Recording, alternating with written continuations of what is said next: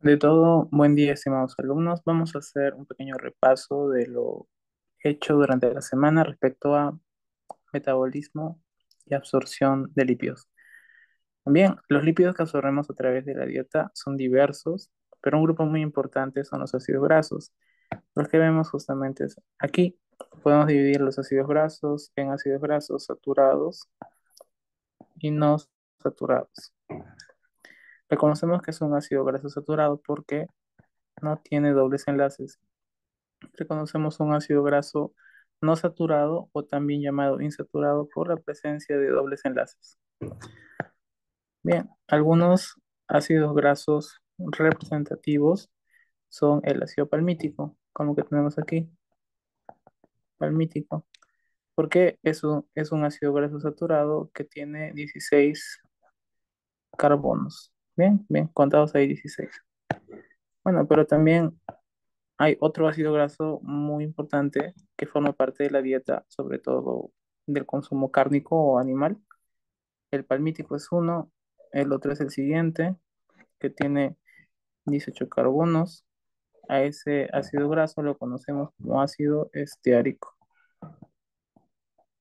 Esteárico. Un ácido graso saturado, muy abundante en la carne. Pero también hay otro ácido graso importante que sigue siendo saturado, que ya tiene dos carbonos más y llega hasta 20, bien conocido como el ácido araquídico. Araquídico. Bien, 20 carbonos. Ahora tenemos los ácidos grasos insaturados.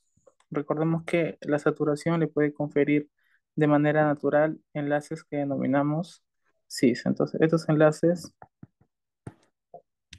estos alquenos, ¿no? Que literalmente son alquenos o enlaces dobles, tienen conformación cis.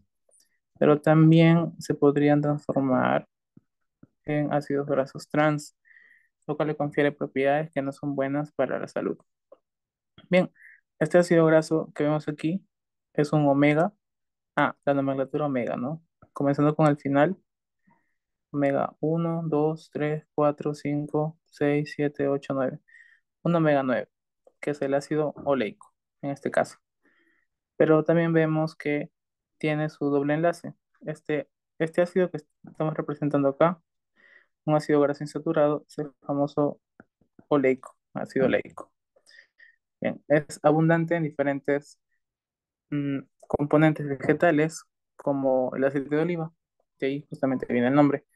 Y también nosotros podemos producir ácido oleico porque tenemos enzimas desaturasas el carbono 9, hasta el carbono 9. Bien, pero ¿qué hay si aumentamos la cantidad de enlaces dobles en esa estructura? Probablemente generemos otras moléculas de mucho interés para la parte nutricional o la digestión de ácidos grasos. Si lo aumentáramos un ácido graso, no, un enlace doble, podríamos transformarlo al famoso ácido linoleico. Entonces vamos a aumentarle un doble enlace, específicamente en la posición 12 a 13. Bien, vamos a hacerlo del color apropiado para no malograr el formato. Bien, 12 a 13, entonces tenemos un enlace de 9 a 10 y de 12 a 13. Ya tenemos dos enlaces dobles y ahora lo que tenemos ya no es un ácido oleico, sino lo que tenemos es un ácido linoleico. Bien, el ácido linoleico también abundante en los vegetales, ese ya no lo producimos nosotros porque no tenemos desaturasas hasta esos carbonos y es considerado un ácido graso esencial, así que le voy a poner un check. Si nosotros quisiéramos un ácido graso con un tercer enlace doble, sí, eso lo producen las plantas, no nosotros, ¿no? Y sería agregarle un enlace doble, pero aquí, cuando ya tenemos tres enlaces dobles, a eso le denominamos el ácido graso mejor conocido como alfa-linolénico. Este es el alfa-linolénico. Y este es el segundo ácido graso esencial, muy importante para nosotros, porque no podemos sintetizarlo por ningún método. Bien, entonces, estos ácidos grasos van a ingresar en forma de una estructura que ya hemos revisado con cierta extensión, que son los famosos triglicéridos, ¿no? Triglicéridos, que son estructuras que en sí son ésteres de justamente los ácidos grasos.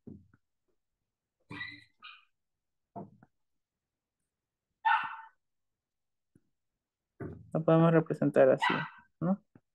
De manera rápida. Los famosos triglicéridos, ¿no? Que, pues si por alguna razón el triglicérido pierde uno de esos ácidos grasos, ya sería un diacilglicerol, ¿no? Entonces un diacilglicerol, un monoacilglicerol, y si lo regresamos, tenemos un triacilglicerol o triglicérido, ¿no? Lo podemos sintetizar como TG. Si esos triglicéridos están conformados principalmente por ácidos grasos saturados, decimos que eso es una grasa. Si eso está conformado por ácidos grasos insaturados, o sea, los de acá, decimos que es un aceite. Bien, solo como recordatorio de lo que ya hicimos. Otra cosa que consumimos también en la dieta son los diferentes esteroles que hay, ¿no? O colesterol, que son estructuras derivadas del ciclopentano perirofenatreno. Bien, entonces aquí tenemos una estructura derivada del ciclopentano perirofenatreno, que es el conocidísimo colesterol. Bien, ese colesterol, por lo regular, en los alimentos que consumimos suele estar esterificado, lo que quiere decir que está unido o está unido, pegado a otra estructura dentro de lo que estamos comiendo, que podría ser la membrana. Bien, otras estructuras que consumimos en la dieta que son grasas, pues vitaminas, o sea, sobre todo vitaminas liposolubles, que yo según la sigla que uso para acordarme, la queda, que es vitamina K, vitamina E, D y A. Bien, otras cosas que comemos pues son estructuras membranales, fosfolípidos y demás. Estos serían los principales lípidos que consumimos a través de la dieta. Bien, recordemos que todo el proceso empieza justamente en la boca. Entonces, en la boca nosotros vamos a destruir prácticamente los diferentes componentes que tienen estos alimentos, que tienen grasa, que podría ser carne animal o demás. Y también va a haber una digestión química. La digestión química va a estar a cargo de unas enzimas denominadas lipasas. Entonces, aquí en la boca empieza la digestión tanto mecánica como química. La digestión química principalmente por las famosas lipasas, ¿no? Lipasas que salival, ¿no? Lipasa salival. Esta lipasa salival se caracteriza porque le gusta romper enlaces SN3 de los triglicéridos. Entonces, las lipasas son para triglicéridos. Tenemos acá un esbozo de una estructura de un triglicérido. Lo vamos a dibujar como un resumen nada más, imaginando que así es. Entonces, la lipasa, ¿dónde actúa? La lipasa actúa acá. Corta aquí, en este punto, y libera un diacilglicerol con ácido graso, ¿no? Se libera el ácido graso y queda un diacilglicerol más un ácido graso libre. Bien, adicional a la actividad de las lipasas, pues la boca genera un poco de movimiento que va a mezclar la saliva que es hidrosoluble con la grasa de los alimentos para formar esas estructuras a las cuales denominamos micelas, ¿no? Van a generar una emulsificación, pero temporal, para generar micelas, pero eso no va a ser suficiente. De ahí va a pasar al siguiente compartimiento, que es el estómago. Entonces, en el estómago lo que va a haber es también una digestión mecánica y química. La parte mecánica, porque el peristaltismo en esa zona permite que se sigan generando pequeñas emulsificaciones y micelas temporales, ¿no? Todavía no permanentes. Y también hay una digestión química muy importante, mediada por las lipasas, pero ¿qué lipasas? Las lipasas gástricas, ¿no? Lipasas G, lipasas gástricas. Estas lipasas tienen una característica muy importante y es que estas lipasas funcionan a un pH de aproximadamente 4. Entonces, el contenido gástrico tiene que estar en un medio ácido para que todo esto pueda pasar, sobre todo por el tema de las lipasas. Ahora, alguien nos tiene que ayudar con este tema de las lipasas. ¿Quién lo produce? En el estómago hay dos grupos celulares muy importantes. Vamos a ponerle acá una célula, es la célula parietal, ¿ya? Vamos a dibujar a su compañera, la célula principal, ¿ya? Entonces tenemos dos células, la célula parietal y la célula principal. La célula parietal se caracteriza por producir bastante HCl o ácido clorhídrico. Esto va a generar pHs bajos, o sea, ácidos. Y eso es importante para que la lipasa pueda actuar. Y la célula principal que va a producir, justamente la lipasa y otras proteínas para la digestión. Entonces, la lipasa necesita que justamente el pH le ayude para poder estar netamente activa y funcionar. Ahora, esta lipasa gástrica, ¿qué es lo que hace? La lipasa gástrica puede romper en dos puntos de los triglicéridos que nos importan mucho para la digestión. Los triglicéridos que vamos a consumir puede romper o aquí o aquí, pero es un gran O. O sea, pueden escoger, se dan el lujo de escoger o, o. Entonces puede ser o arriba o en el SN1 o en el SN3. ¿Ya? Entonces, ¿qué va a liberar? Prácticamente este proceso va a liberar un monoacilglicerol porque se van a ir dos más un ácido graso. Bien, de ahí la digestión continúa su camino y llega hasta el duodeno. Y en el duodeno hay algo muy importante, dado de que en el duodeno estas grasas se van a digerir mucho mejor. Entonces en el duodeno también hay una digestión mecánica porque el peristaltismo sigue siendo fuerte en esa zona para mezclar todo esto y generar emulsiones. Y también hay una digestión química, ¿no? Mediada por lipasas y también potenciada por algo muy importante que son las sales biliares. Bien, las sales biliares. Entonces, hay que comentar un poco del origen de estos componentes que ayudan a la digestión de grasas. Bueno, las lipasas vienen de un tejido que denominamos el páncreas. Entonces, hay un tejido o un órgano, ¿no? Un órgano especializado que tiene una cabeza y tiene una cola. Es un órgano que tiene parte retroperitoneal, ¿no? Y también como parte de la zona peritoneal central. Este órgano, que tiene múltiples funcionalidades, ¿no? Múltiples funcionalidades, tiene zonas muy importantes, las glándulas eh, de la parte exocrina y tiene también una parte de glándulas endocrinas. La zona endocrina secreta hormonas como la insulina, la endocrina y la exocrina, secreta jugos biliares para la digestión. Muchas enzimas, pero la que nos importa es la lipasa. La lipasa. Entonces aquí el páncreas secreta lipasa. Entonces sería la famosa lipasa pancreática. Esa lipasa pancreática funciona mejor a pH cercanos a 8, lo cual significa que el jugo biliar viene con una cantidad de una sustancia que es el bicarbonato, lo que aumenta el pH y lo hace más alcalino para que la lipasa pancreática actúe bien. ¿Las sales biliares de dónde vienen?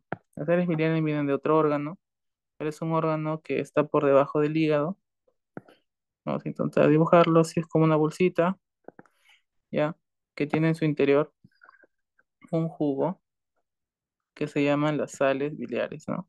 o mejor conocido como la bilis. Entonces, ¿de dónde salen las sales biliares o la bilis? Prácticamente de la vesícula biliar. ¿Ya? Entonces, esos dos contenidos son súper importantes. ¿Y para qué sirven? Bueno, ya hemos comentado la actividad de las lipasas, ¿no?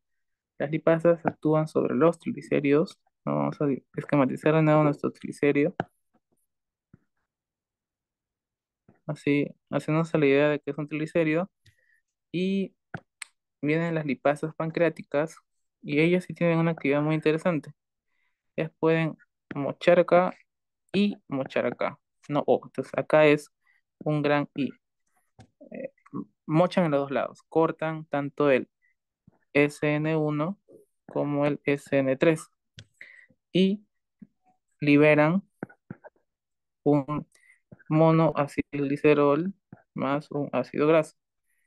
Pero adicional, y no lo comenté, aparte de la lipasa, también hay otra enzima que produce justamente el páncreas, vamos a ponerlo por acá, que termina de hacer el trabajo, que es la fosfolipasa, yo creo que en inglés, fosfolipasa A2. Esta fosfolipasa 2 toma este remanente que quedó del el monacilglicerol, que sería esta estructura que vamos a esquematizar ahora, prácticamente así, un monacilglicerol. Como tiene un carbono en el SN2, dice, bueno, no nos podemos quedar con eso, y la fosfolipasa 2 viene y pum, mocha ahí. ¿Y qué va a liberar? Prácticamente el producto va a ser glicerol más un ácido graso. Y así digerimos todos los triglicéridos que llegan de la dieta, que es el componente más importante nutricional para poder absorber. Pero todo esto es gracias a que se formaron micelas. Entonces, sin la formación de micelas, tanto por el aporte del movimiento mecánico del peristaltismo intestinal, o sea, que genera movimientos que emulsifican la grasa, o sea, que generan gotitas, y también gracias a las sales biliares, porque las sales biliares funcionan de la siguiente manera. No vienen las sales biliares y se pegan al contorno de estas gotas de grasa para generar lo que se conoce como micelas mixtas. Entonces el objetivo es tener al final micelas mixtas, que son gotas de grasa pequeñas nadando en medio de todos los jugos gástricos. ¿Por qué es importante tener estas micelas mixtas? Porque recién aquí las lipasas pueden actuar. Entonces aquí viene una lipasa casual, por ahí queriendo digerir estas gotas de grasa, ¿no? A través de su actividad, ¿no? Hidrolasa sobre el SN1 y SN3. Igual que las fosfolipasados, ¿no? Cuando mira lo que se libera, viene toda casual por ahí. Entonces, gracias a esos sales biliares, generamos micelas mixtas estables que pueden ser digeridas por las enzimas. Y hay algo muy importante que también me olvidé comentar. El páncreas también secreta una sustancia que se denomina la colipasa. Entonces, por acá otro, también hay una proteína que es la colipasa. Es como el compa de la lipasa. ¿Por qué? Porque la colipasa le facilita la chamba, porque las sales biliares les gusta mucho bulear a las lipasas. Entonces viene el compa de la lipasa, que es la colipasa, y le dice, oye, no te metas con mi compa, déjalo tranquilo. Entonces, eh, cuando la colipasa le dice, oye, te estoy viendo, entonces ya la lipasa puede actuar normal. Entonces, la colipasa ayuda a la lipasa para que pueda degradar las gotas de grasa. Bien, entonces una vez que ya tenemos todo esto, tenemos liberación de lípidos, ¿no? Que ya están aptos para ser absorbidos. Y si es obviamente en el ambiente intestinal, principalmente en el yeyuno, pues vamos a absorberlo por dos mecanismos principales, por difusión pasiva, porque Recordemos que lo igual disuelve lo igual y si son lípidos van a absorberse por esa vía, entonces sin mayor problema. Pero también hay un transporte facilitado para ácidos grasos, que se conoce como el transportador de ácidos grasos, también conocido como CD36. Bien, entonces podemos tener estos dos tipos de transporte, ¿no? Un transporte facilitado y un transporte pasivo para que ingresen al enterocito. Una vez que todo este contenido ingresa al enterocito, pues el enterocito toma los fragmentos. Por si acaso, no solo ingresan los ácidos grasos, también hay un transporte facilitado para los gliceroles, ya los gliceroles que quedan ahí, incluso los monoacilgliceroles, ¿no? Que son uno de los transportes más interesantes que hay, ¿no? Entonces, puede llegar tanto ácidos grasos libres, ácidos grasos, como monoacilglicerol. Son como los fragmentos, ¿no? Y una vez que ya están todos dentro del enterocito, en los fragmentos de ácidos grasos como de monoacilglicerol, el enterocito los va a rearmar y va a volver a existir dentro del enterocito el triglicérido que estaba afuera, que se digirió. Ahora, estos glicéridos no pueden almacenarse en el enterocito demasiado, tienen que sacarlo de ahí y enviarlo a la sangre para que las células puedan usar la energía generada por los ácidos grasos. Entonces, para eso, pues hay un sistema interesante de transportes que se llaman las lipoproteínas, ¿no? En el caso del enterocito, la lipoproteína generada es el kilomicrón, pero las lipoproteínas no son estructuras solo de grasa, sino son estructuras proteicas que tienen grasa. Entonces, para generar un kilomicrón, pues el retículo endoplasmático tiene que generar proteínas, en este caso se llaman apolipoproteínas. Esas apolipoproteínas se van juntando con los triglicéridos y también con el colesterol que esta célula ha absorbido, porque absorben todo. Se juntan todos ellos, hacen la fusión y generan un kilomicrón, que en este caso se denomina el kilomicrón naciente. Entonces dejan el enterocito y se van a la famosa vía linfática o la carretera grasa. Esta carretera grasa desde los intestinos va a seguir su recorrido, va a subir todas las estructuras y va a llegar a una zona muy importante, que es la famosa vena subclavia izquierda. Estas son las venas subclavias izquierdas, que se van a juntar justamente aquí, ¿no? Miren, esto es el sistema linfático y en esta zona ya cercana al corazón, o sea, por todo el tórax, se denomina conducto torácico.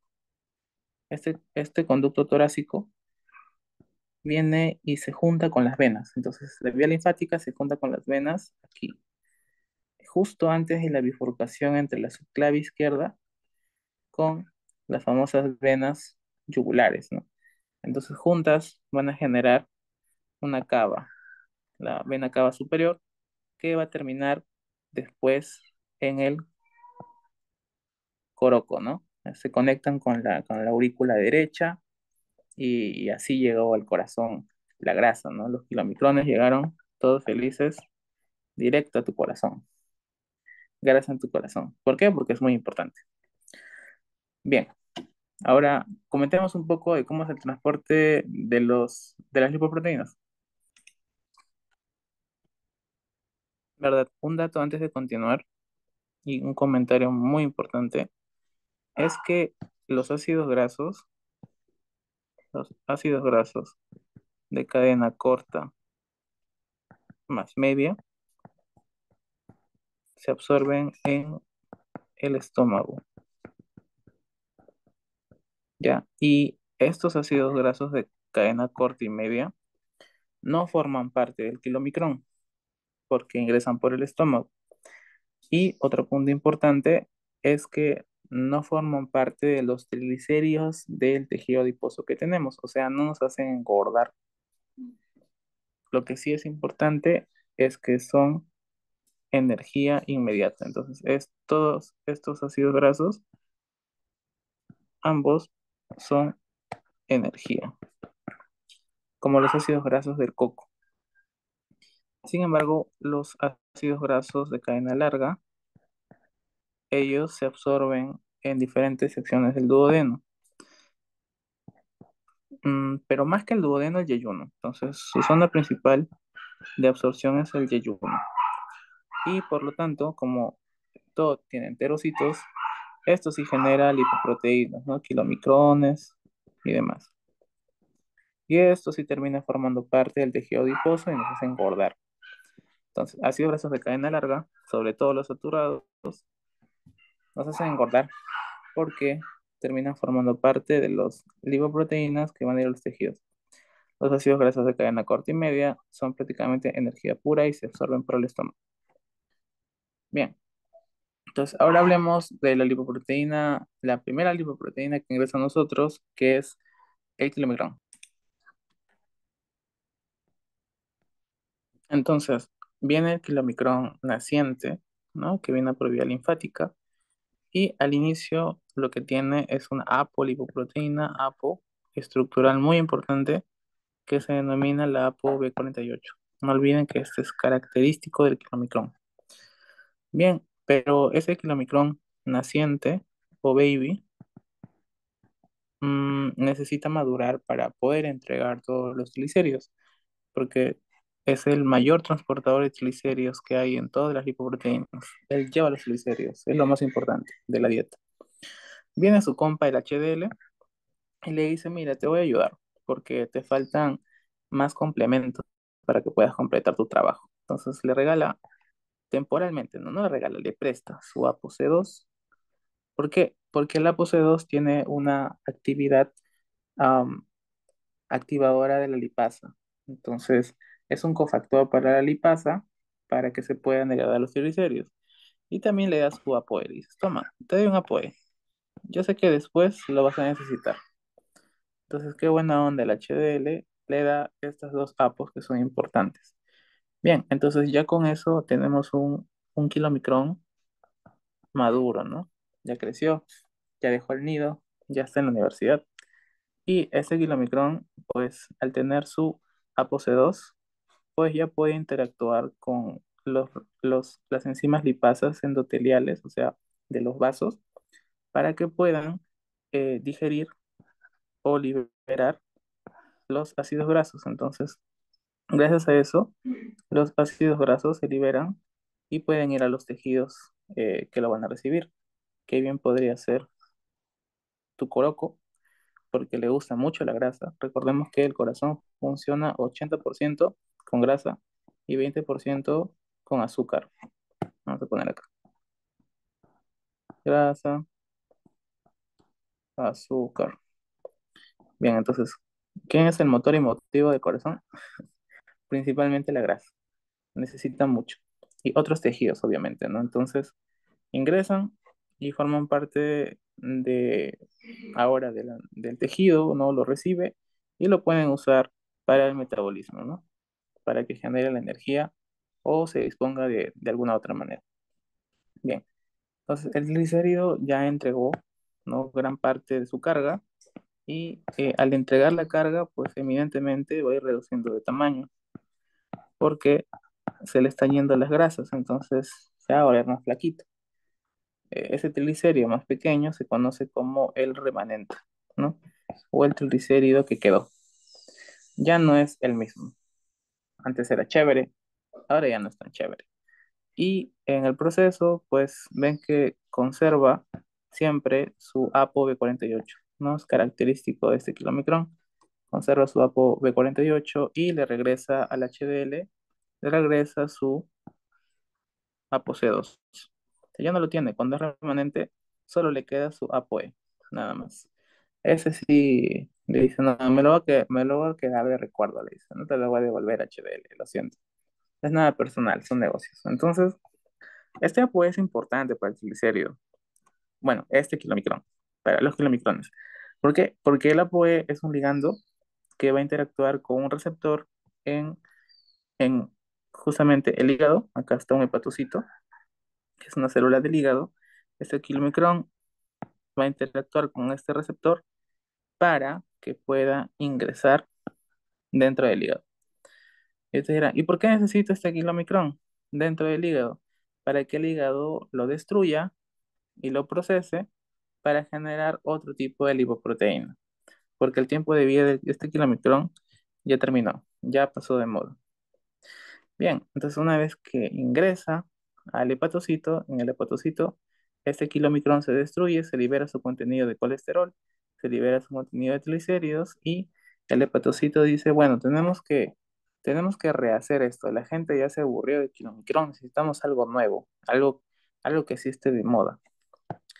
Bien, por ahí se hace la junta de todas las células y dicen, oye, yo creo que algo que pegaría bien chévere, que sería sensación del momento, sería hacer VLDLs. ¿Qué te parece? Dejamos lo antiguo y ahora somos VLDL. Pues a las hepatocitas les parece buena idea y pues generan sus VLDLs. Entonces, a partir de todo lo que juntaron de colesterol y triglicéridos, generan unas estructuras nuevas que se denominan las VLDLs o Very Low Density Lipoprotein o lipoproteínas de muy baja densidad. Ah, ¿De qué se caracterizan estas lipoproteínas? Contienen una apolipoproteína, la B100, que las va a seguir toda su trayectoria de vida, las va a seguir con ellas, ¿no? Bien, ahora este VLDL va a entregar su contenido de triglicéridos y colesterol a los demás tejidos. Pero así como está, este VLDL recién nacido, mejor conocido como naciente, pues viene el HL y le dice, mira, yo sé que eres nuevo en el barrio, ¿no? Y te falta ayuda. Yo conocí un compa como tú que se llamaba el Kilomicrón, pues que necesito una ayuda. Te voy a ayudar, pero espero no me pagues igual porque él nunca me devolvió mi apoyo. Mira, te voy a prestar mi Apo C2. ¿Ya? Te voy a prestar mi Apo C2 y también te voy a prestar mi Apo E, ya, para que puedas empezar bien el negocio, ¿no? Tú sabes cómo es este negocio. Bien, entonces como BLBL es nuevo en el barrio, no conocía las reglas, pues ahora ya está todo en orden. Entonces ya es un BLDL maduro, ¿no? Este BLDL maduro pues va a interactuar, ahora que ya tiene su ApoC2, ya puede ser un cofactor de la lipasa, es de la lipasa, para que la lipasa pueda degradar los triglicéridos y también liberar el colesterol que tiene internamente el VLDL y entregárselo a las diferentes células que lo requieran, que puede ser el tejido adiposo, ¿no? Sabemos que es uno de los principales receptores de este tipo de sustancias. Ahí guardamos gran parte de los triglicéridos y el colesterol en forma de tejido adiposo que nos hace ver más llenitos. Y al entregar esto a las diferentes células que lo requieren, pues eminentemente va a hacer que baje su popularidad, ¿no? Entonces se va a hacer más flaquito. Ahora ya no va a ser un VLDL. Se transforma en un IDL, en una lipoproteína de densidad intermedia, o IDL. Ya no es tan chévere como antes, pero aún mantiene su onda. Conserva, como siempre, hasta el final su ApoB100. Aún tiene el ApoE que le dio el HDL y también la lipoproteína C2. O sea que tiene la actividad de un cofactor para la lipasa. Entonces, como IDL dice, bueno, puedes coger dos caminos. Puedes coger el camino de la venganza. No, mentira. Puedes coger irse a la vía hepática y pues ser destruido en los hepatocitos. O también puede seguir entregando más cantidad de carga de triglicéridos y colesterol a los tejidos. Si ese es el caso, se va a transformar en una estructura que se denomina el LDL o la lipoproteína de baja densidad. Estos LDLs pues son mucho más pequeños, ¿no? Y es más, en algunos casos se ve que perdieron su aposeos. eh, bueno, algunos libros comentan que ya se lo devuelven, ¿no? Como que el HL ya le viene a cobrar como que ya mucho tiempo, ¿no? Te pases y se le devuelve, ¿no? Pero fiel al estilo del Omicron, el LDL, pues se queda con el ApoE, ¿no? Dice, bueno, me quedaré con este recuerdo. Ese LDL podría irse al hígado, y eso es lo correcto, irse al hígado y ser degradado, sobre todo porque el mayor contenido que tiene el LDL es colesterol, prácticamente es una bolita de colesterol y tiene muy pocos triglicéridos, ¿no? Muy pocos triglicéridos. Entonces, los tejidos necesitan triglicéridos para producir energía.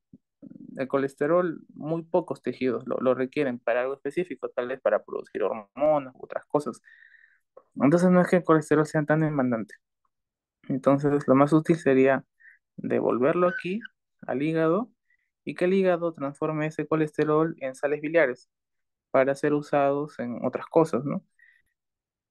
Pero pasa que cuando el LDL aumenta, o sea, demasiado, empieza a meterse a diferentes tejidos, ¿no? Porque los tejidos tienen un receptor de LDL y el LDL sigue conservando su ApoB100, que es como un ligando para que este receptor del LDL lo meta y se quede dentro de una célula. Y prácticamente esta célula se ha cargado de colesterol y eso en algunos casos no es bueno. Demasiado colesterol en tejidos que les encantan ese tipo de lipoproteínas y como son chiquitas pasan con facilidad.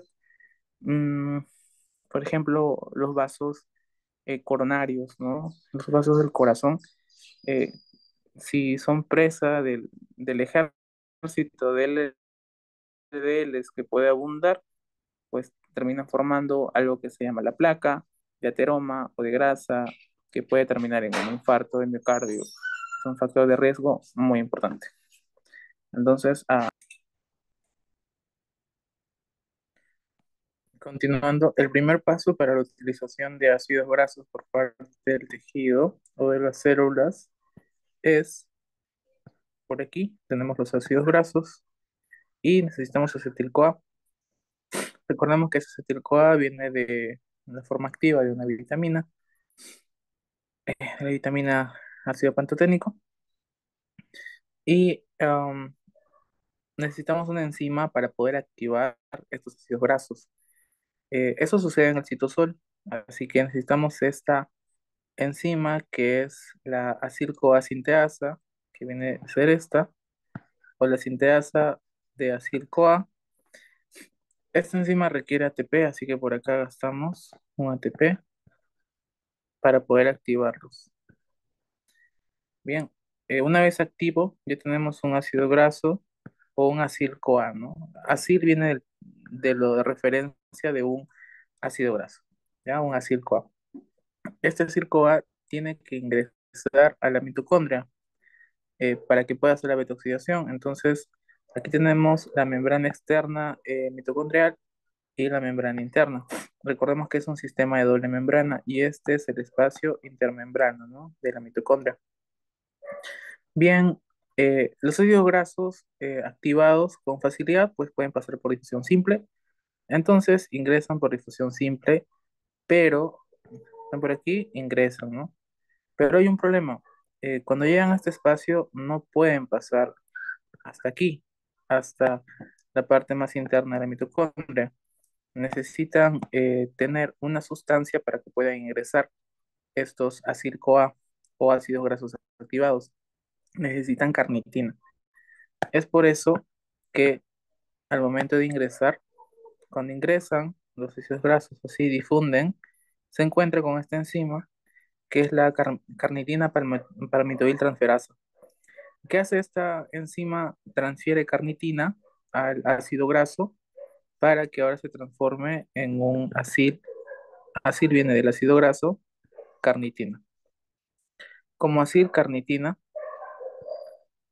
ya puede ingresar por el transportador de la translocasa de carnitina. Por aquí hay otra proteína que nos pusimos que es la translocasa, de carnitina. Esta translocasa de carnitina deja pasar a ácidos grasos que tienen carnitina y lo deja pasar. Ya cuando llegó la acilcarnitina a la matriz mitocondrial, pues no se puede quedar como acilcarnitina, necesita volver a ser un acil-CoA como era fuera.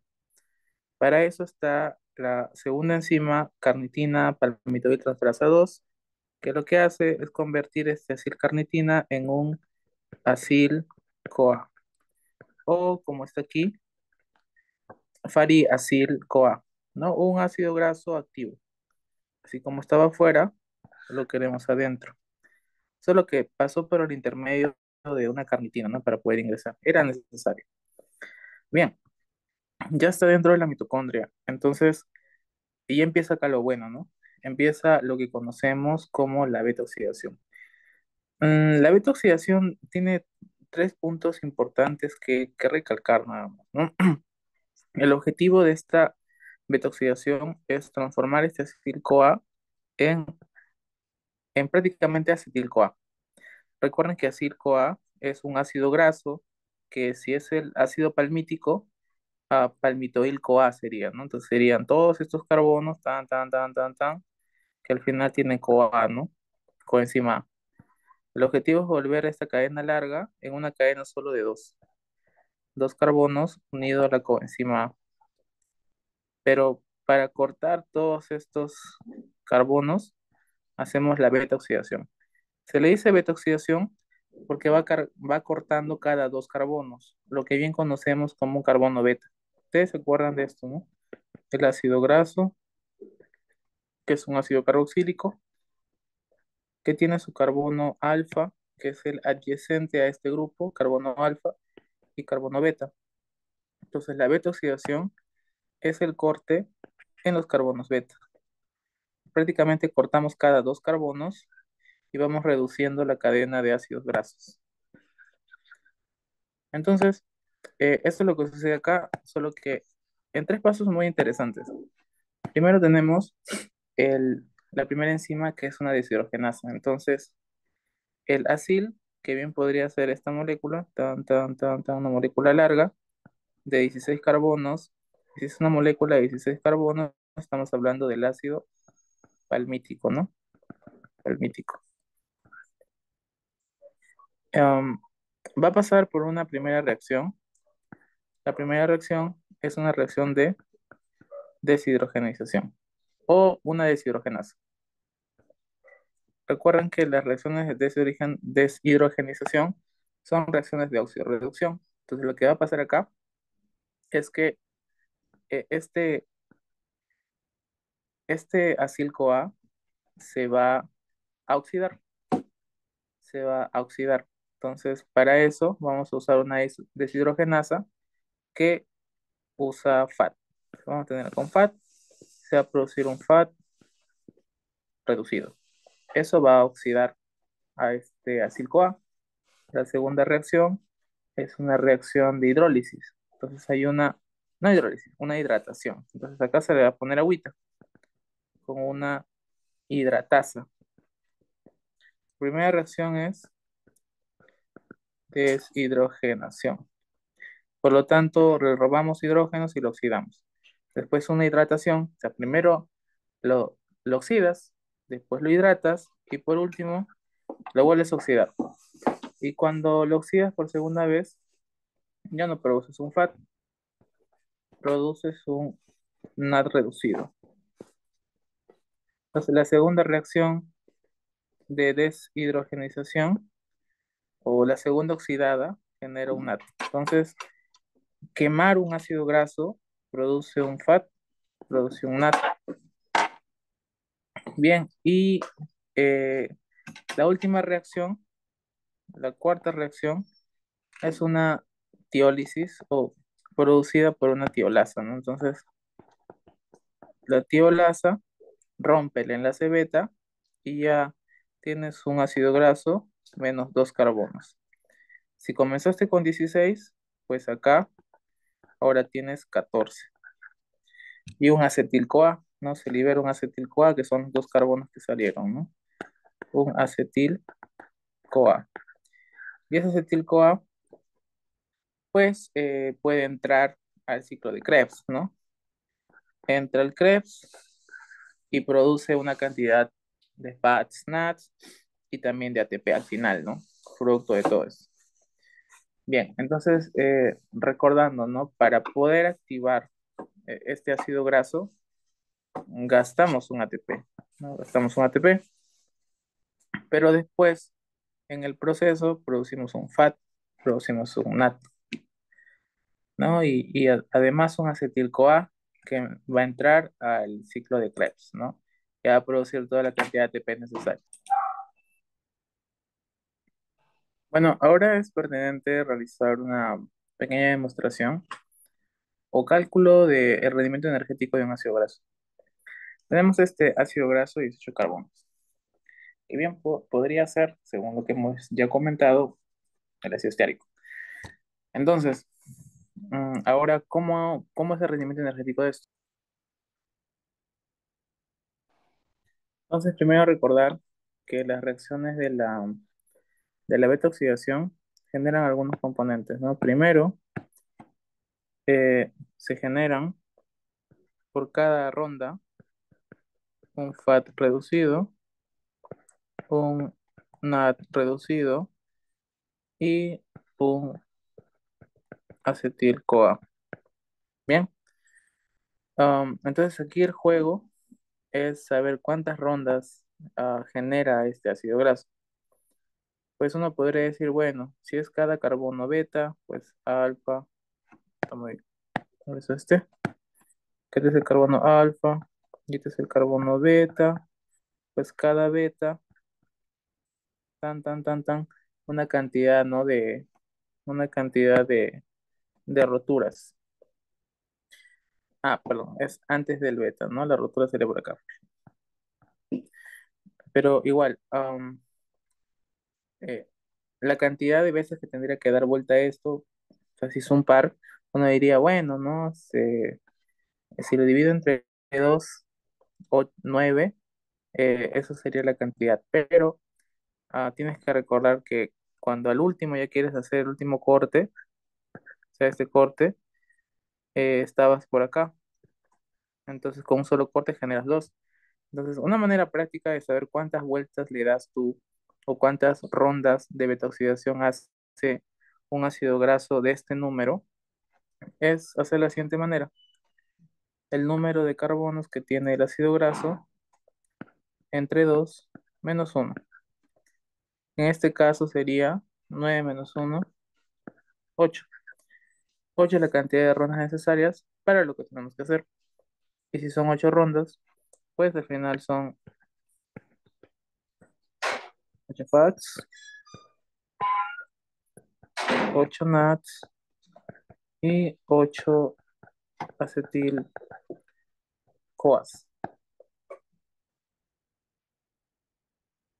No. Hay que recordar que los acetil-CoAs sí son los pares, ¿no? Que quedan. Entonces, sí, en ese caso eh, serían 9 acetil-CoAs, ¿no? 9 acetil-CoAs, porque esta estructura de carbonos es 18. La mitad de 18 es 9, ¿no? Al final quedan 9 pares, ¿no? Que forman 18 carbonos. Lo demás sí son sí son 8 rondas, ¿no? Bien, 8 rondas. Entonces hay que sacar la energética de esto. Recordemos que un FAT produce 1.5, un NAT 2.5 y un acetil-CoA cuando pasa por el ciclo de Krebs, pues produce 10. Entonces, ¿cuánto podría hacer esto, no? Tardamos tal vez, o ustedes inténtenlo un minuto y yo lo resuelvo también.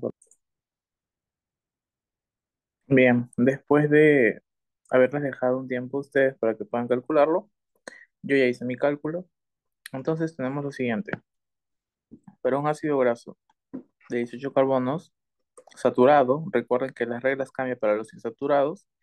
Para un ácido graso saturado, como el ácido estéarico, Las rondas las puedes calcular dividiendo el número de los carbonos entre 2 y restándolo de uno. En este caso nos sale 8 rondas. De esas 8 rondas nos van a salir 8 fats, 8 nats, pero en total los carbonos son 18, entonces por lo tanto son 9 acetil-CoAs, porque 9 por 2, 18. Recordando, 8.8 por 1.5, 8 por 2.5 y 9 por 10, porque cada ronda del ciclo de Krebs da 10. Al final, 122 ATPs. Ese es el rendimiento energético de un ácido graso de 18 carbonos. Ahora comentemos un poco acerca de la cetogénesis. Producto de esta beta-oxidación, también se genera una vía, que es la vía de la formación de cuerpos cetónicos. Esta vía depende de los componentes de la beta-oxidación. Obviamente, uno de los más importantes es el acetil-CoA generado. Entonces, este acetil-CoA, para empezar a formar los cuerpos cetónicos, requiere un intermediario previo, que es el acetoacetil-CoA. Entonces, es un aceto, acetil-CoA más un acetil-CoA, los que inician la cetogénesis. Un acetoacetil es como, o sea, yo lo recuerdo que es como un acetil-CoA, pero por dos, ¿ya? Literalmente es un acetil-CoA por dos.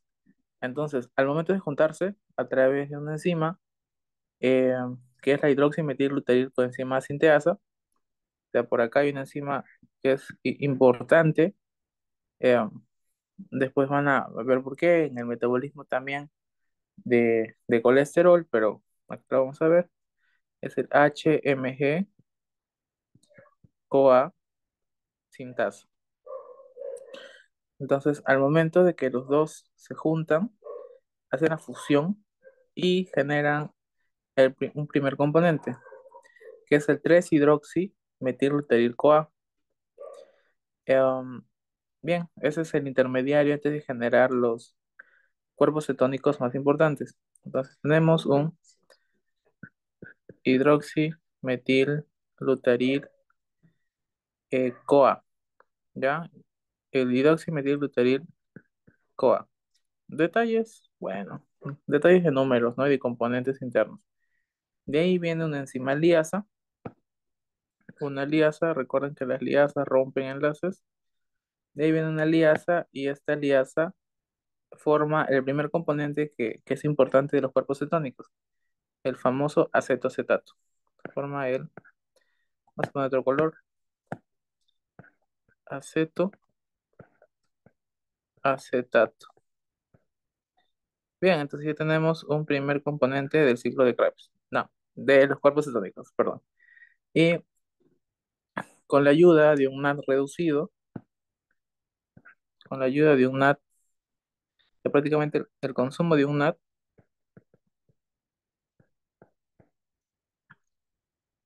hace que se forme el 3-hidroxibutirato.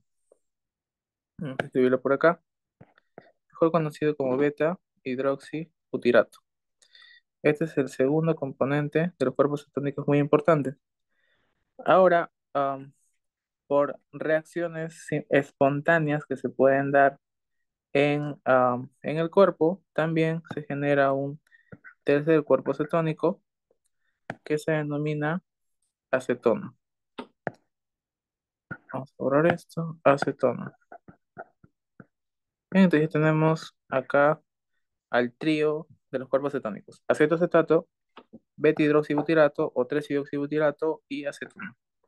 La acetona es muy volátil, por lo que con mucha facilidad se puede eliminar a través de la exhalación, o sea, a través de los pulmones. Y la acetona genera un olor en algunas personas si tienen demasiado cuerpo cetónico y acetona en la sangre, un olor como a frutas algo fermentadas. Es característico el olor como manzana un poco fermentado en el aliento. Y también, como otros componentes, no son tan volátiles, se pueden ir por la orina. Entonces, también se puede verificar cuerpos cetónicos en orina. Entonces, un examen de orina completo puede dar positivo para cuerpos cetónicos, ¿no? Que eso ya nos indica cuerpos cetónicos elevados en sangre, probablemente sea un problema. En muchos casos lo asociamos bastante a diabetes mellitus. Puede ser diabetes mellitus tipo 1 o tipo 2 que se está descompensando. Bien, continuamos ahora con otro punto. Pero antes de ir a otro tema, podemos aprovechar para comentar cómo es la utilización de estos cuerpos cetónicos am, por otros tejidos que tal vez necesitan energía en determinado momento, como por ejemplo en estados de ayuno o también como sucede en la diabetes mellitus. Mm, sucede que hay estados que promueven producir cuerpos cetónicos. El principal es el famoso ayuno. Entonces, en el ayuno no hay una hormona, no hay insulina prácticamente, porque no estás comiendo nada. Entonces, insulina, out. ¿Qué otra situación te puede llevar a esto de insulina out? La diabetes mellitus tipo 1, porque las células beta no producen insulina. Cuando esa situación se da, no hay insulina disponible y los sistemas tratan de compensar ah, la gran cantidad de glucosa que hay en sangre que no está ingresando a la célula para hacer metabolismo. Literalmente, en- es como si no tuvieras glucosa, porque no la estás usando. Está nadando en la sangre y no ingresa a las células. Entonces, se empiezan, cuando prácticamente se da esta situación, es como si la glucosa, como que no hay glucosa, ¿no? Entonces, el cuerpo de esa manera se engaña, ¿no? El cuerpo se engaña y dice, oye, no hay glucosa. ¿Qué hacemos? Ah, ya sé, vamos a usar otra cosa. Vamos a usar, oh, esta está muy, vamos a usar la grasita. Entonces, cuando dicen grasita, yes. Entonces, ¿cómo vamos a usar la grasita? Ah, pues hagamos la beta. Entonces, hacemos la beta oxidación. Y la beta oxidación va a producir energía, pero también va a producir un componente que se va a reutilizar por todo el cuerpo para poder producir un poco más de energía, que son los cuerpos cetónicos. Entonces, aquí vienen los cuerpos cetónicos después de la beta. Vamos a ponerle eh, cuerpo cetónico, ya, cuerpo C, CZ. Estos cuerpos cetónicos se producen en el hígado, entonces prácticamente la central que produce todos los cuerpos cetónicos es el hígado, ¿no? El hígado está produciendo cantidades industriales de cuerpos cetónicos. Pero ¿para qué? Para que lo usen otros tejidos, por ejemplo, el tejido muscular o incluso el cerebro. El cerebro, por supuesto, de que usa glucosa, pero cuando ya no hay, pues ya no queda otra, ¿no? Nos queda usar cuerpos cetónicos. Entonces vamos a poner el caso, pues, de una neuronita, que tal vez puede ser la neuronita de un diabético y está así. No está muerta, pero está con hambre. Cuando estás con hambre no eres tú. Bien, esa neuronita del diabético, pues necesita comida, necesita algo que le dé combustible, porque no puede. Y por ahí aparecen los cuerpos cetónicos. Los cuerpos cetónicos los envía el hígado. El cuerpo cetónico que se puede usar como componente energético es el acetoacetato y el beta hidroxibutirato. Entonces los dos se pueden usar. Y es más, recuerdan que entre ellos dos se pueden interconvertir, entonces se pueden interconvertir entre ellos, pero para convertir un beta-hidroxibutirato a un acetoacetato requieres gas, requieres usar un NAT y reducirlo. Reduces un NAT, entonces produces un NAT. Si tú mandas a este, vas a producir un NAT en la célula, un NAT que se puede usar para energía. Este es un primer paso interesante. Bien, ahora, cuando ya tienes cetocetato, ¿qué sucede? Pues bueno, hay enzimas que te pueden devolver al ciclo de Krebs, ¿no? Entonces tú te puedes combinar con algún componente del ciclo de Krebs, como la succinil-CoA, por ejemplo, succinil-CoA, y de esa manera volverte acetoacetil-CoA y al final te pasa a volver acetil-CoA. O sea, al final regresaste al inicio de todo, acetil-CoA. Este acetil-CoA pues puede ser usado para el ciclo de Krebs y rendir algo de energía a esta célula que pues no quería, pero en tiempo de hambre cualquier cosa es comida. Bien, entonces esa es una manera de utilizar los cuerpos cetónicos en estado de ayuno o en diabetes mellitus, ¿no? Que puede ser otra situación que lo demande.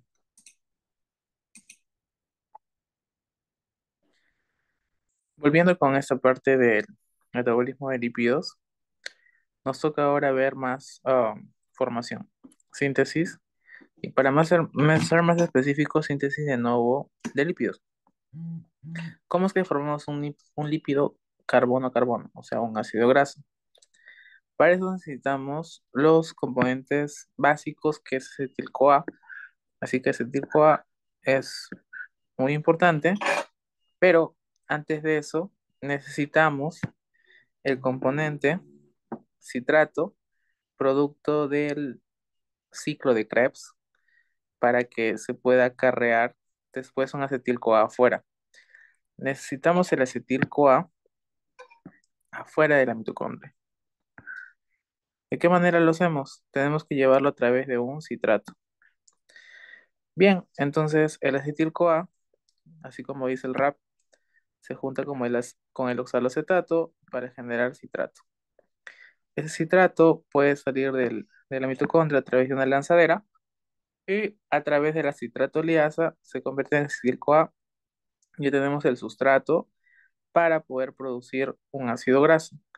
De acetil-CoA, junto con un complejo de síntesis, que es o sea, ah, ácido graso sinteasa, se forman bastantes monómeros o estructuras pequeñas de acetil-CoA que se van juntando y al final generamos una estructura más grande que podría ser un palmitato, ¿no?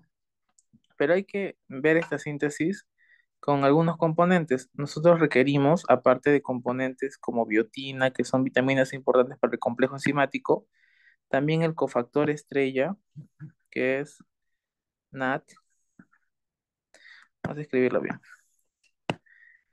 es NADPH o NADP reducido. Entonces necesitamos esto, pero ¿de dónde sale ese NADPH reducido? Parece que recordar algunas vías metabólicas que nos brindan NADPH reducido. Vías, pues la famosa vía de las pentosas, ¿no?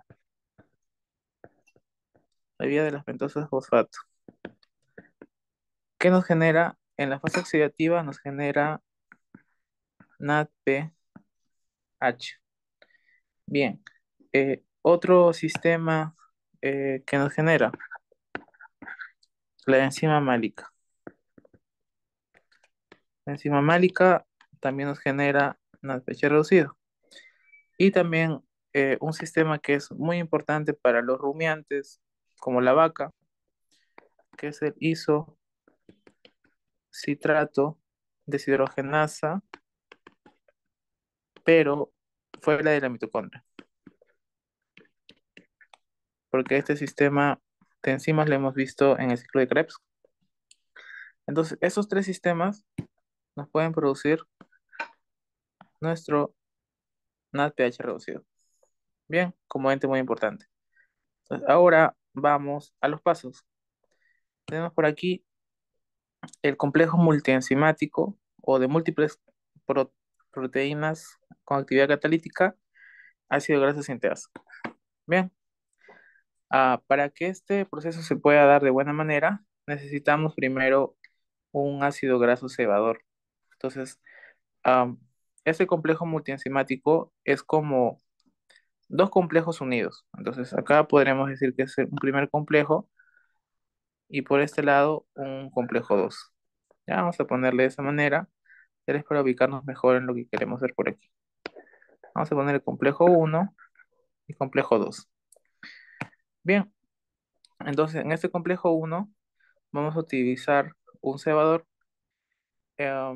Este cebador va a ser eh, nuestro primer componente de un acetoacetil. Bien, y a partir de aquí se va a ir intercambiando los componentes. Entonces el primero,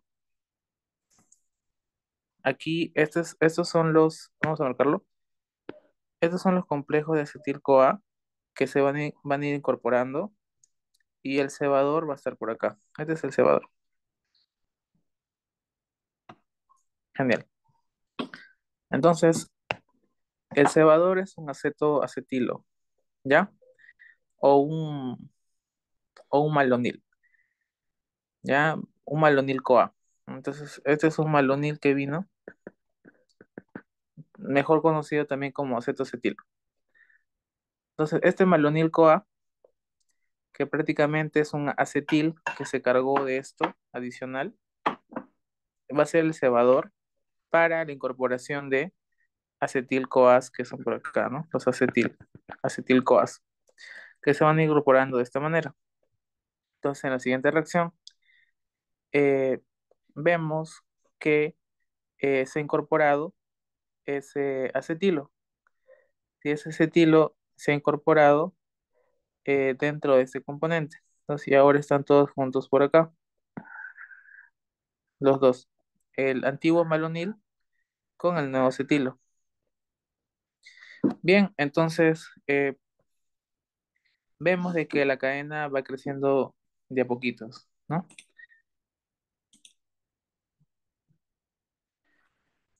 Bien, entonces vemos de que la cadena creció dos carbonos, ¿no? Al momento del ingreso. Solo que en esta gráfica no se muestran todos los eventos que suceden para que esta cadena quede así, porque acá es un ácido graso ahora de cuatro carbonos. Y acá se le va a incorporar dos más con otro malonil, que es el cebador, ¿no? Malonil es el cebador. Bien, o sea, la razón es que aquí hay al menos unos pasos que han sido obviados, ¿no? Al menos unos cuatro pasos más que han sido obviados. Bueno, el primero de todos es tener justamente esto, un cebador, el cebador que es el malonil y un acetil, tanto en un complejo como en el otro complejo. Una vez que los dos están, hay que transferir, como comentamos aquí en el paso 2, este acetilo al malonilo.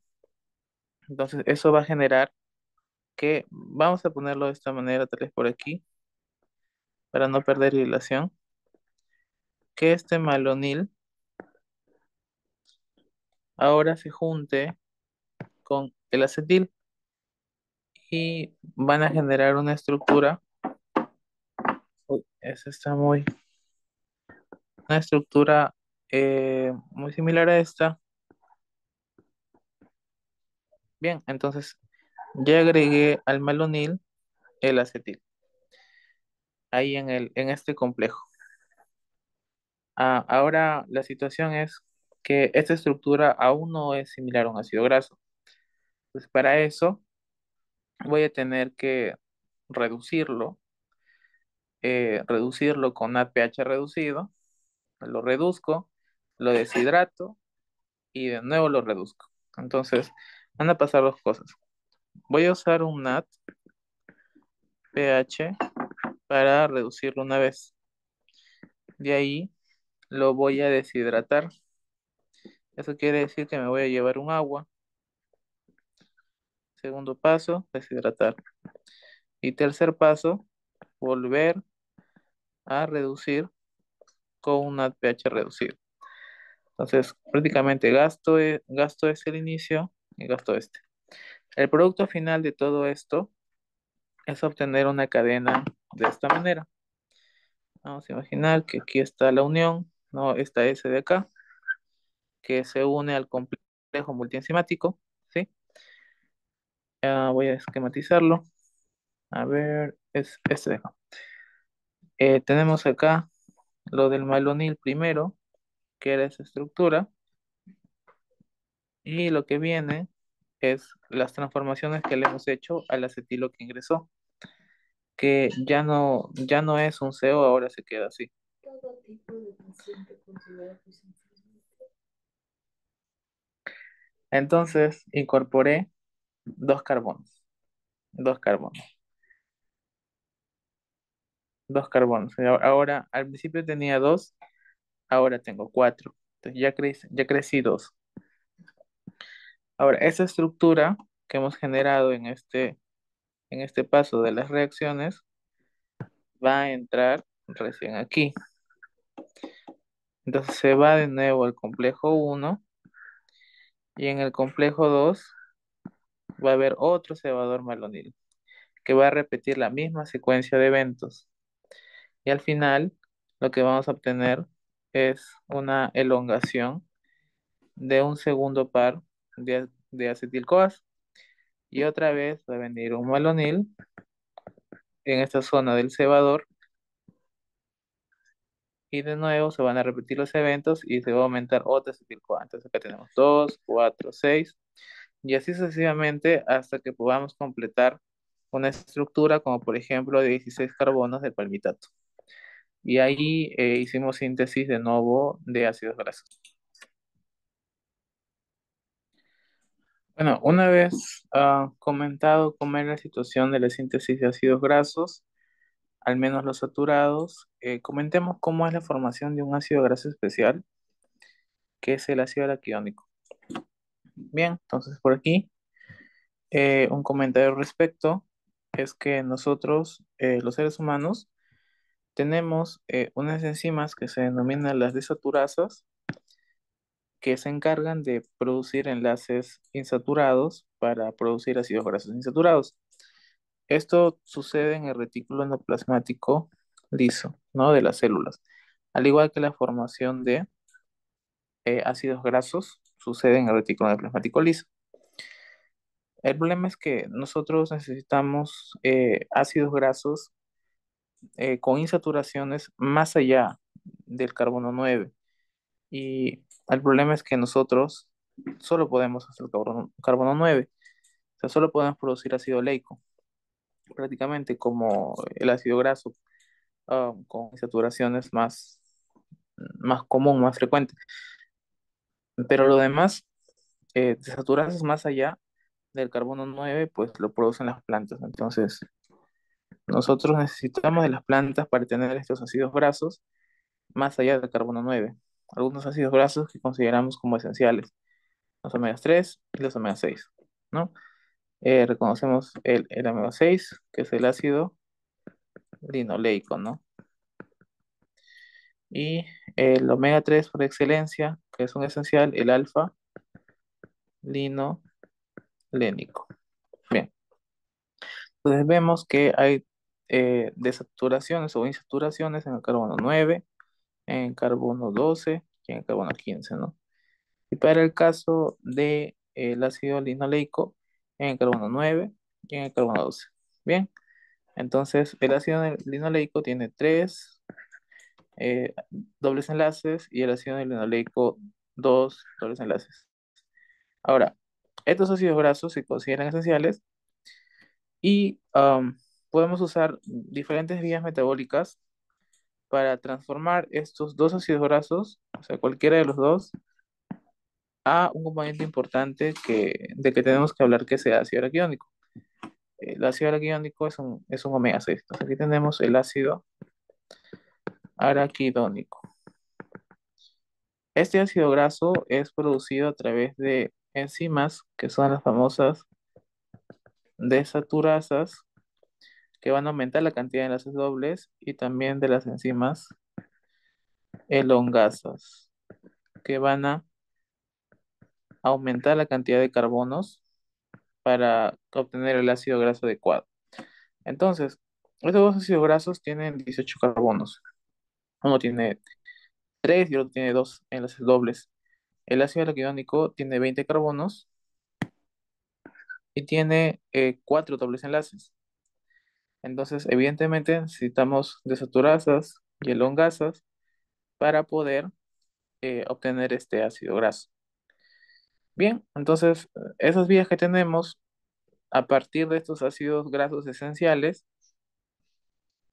el alfa-linolénico y el ácido linoleico, nos permiten a nosotros formar el ácido araquidónico, que no lo consideraríamos un ácido graso esencial porque lo podemos producir a partir del omega 3 y el omega 6 comentado. Bien, entonces, ahora, ¿qué hacemos con este omega 6? Porque es importante. Bueno, este ácido graso omega 6 lo solemos guardar en nuestras membranas celulares. Entonces, aquí vamos a verificar un componente de membrana, un fosfolípido importante. Bien, vamos a verificarlo de manera muy sencilla, ¿no? Sin mucho detalle, solo para darle una situación acá de entendimiento. Bien, bien, entonces acá tenemos la representación de un fosfolípido de membrana, ¿no? Que puede ser cualquier fosfolípido de membrana. Ahora, algo importante que recalcar es que los fosfolípidos de membrana suelen tener en el carbono denominado como SN1 un ácido graso saturado. Bien, y es frecuente también encontrar en el SN2 un ácido graso insaturado. Bien, entonces, ¿eso qué quiere decir? Que por lo regular, ácidos grasos como el ácido araquidónico suelen estar en el carbono SN2 o en esta posición. Sí, en esta posición. Por lo tanto, un reservorio importante de ácido araquidónico en el cuerpo son las membranas celulares, cualquier membrana celular. Nosotros, para poder liberar este ácido araquidónico, para poder usarlo como un precursor de otras sustancias, necesitamos liberarlo del SN2. Hay una enzima que se llama la fosfolipasa. Vamos a colocarle simplemente FL, fosfolipasa A2. Eh, es una enzima que puede estar en el citosol y también puede estar secretada fuera de la célula.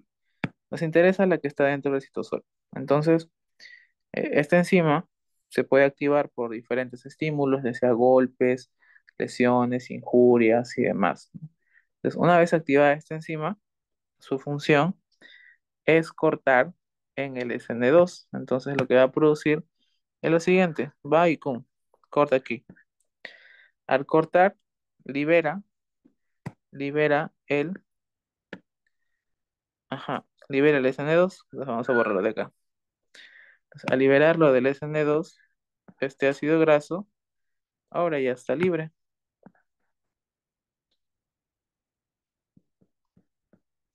Y este ácido graso, por lo regular en el SN2, es un ácido graso insaturado. ¿Qué bien podría ser el ácido araquidónico? Bien. ¿Y qué nos queda? Pues nos queda esta estructura de acá. Vamos a regresar. Nos queda esta estructura de acá que denominamos un lisofosfolípido.